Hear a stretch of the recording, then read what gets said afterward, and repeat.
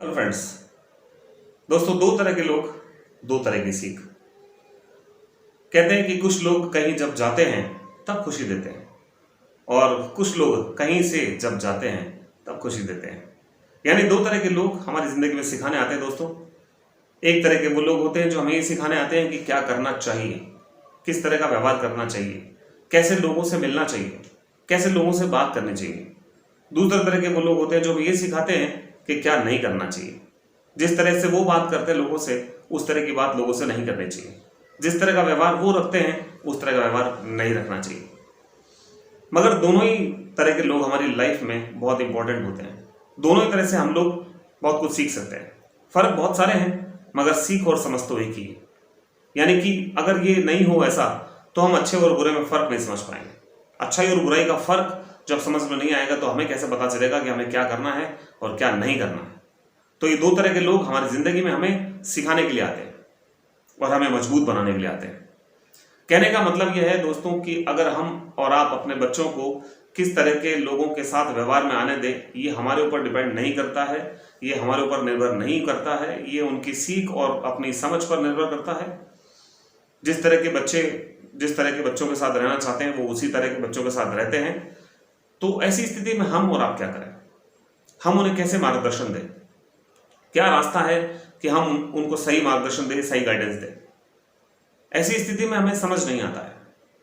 तो इसलिए अब हम भी यहाँ सोचने पर मजबूर हो जाते हैं कि वो किस तरह के लोगों के संपर्क में आएंगे, किस तरह के लोगों के साथ व्यवहार में आएंगे, उनके साथ क्या उनको सीखने को मिलेगा, उनकी समझ कैसे डेवलप होगी, ये एक बड़ा प्रश्न बन जाता है। अब यहाँ सवाल यह है कि जिस तरह के लोगों के साथ हम रहते हैं या जिस तरह के लोगों के साथ हम व्यवहार करते हैं, हम उसी तरह के लोगों के साथ अक्सर उनकी चीज़ों को देखते हैं, उन चीज़ों को समझते हैं और अगर उनका इम्पैक्ट हम पे ज़्यादा है तो हम उसको कॉपी करने लग जाते हैं या हम उसको फॉलो करने लग जाते हैं।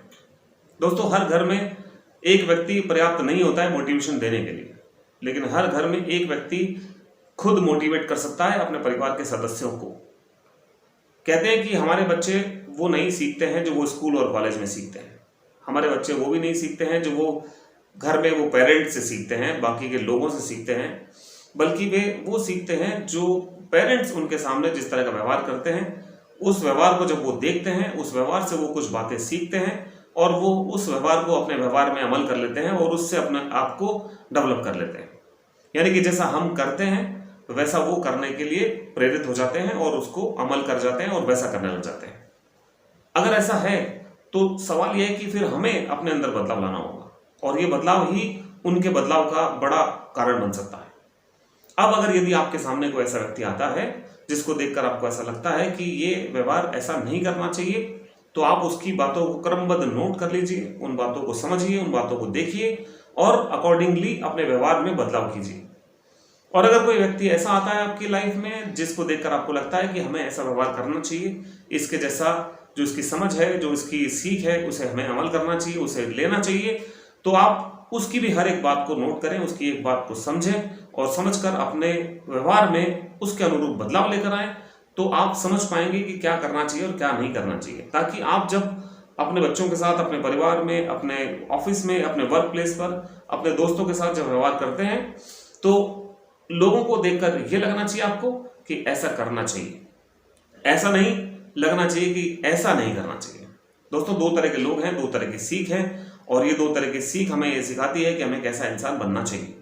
दोस्तों, अच्छा दिखने के लिए नहीं बल्कि अच्छा बनने के लिए कोशिश करो। राइट?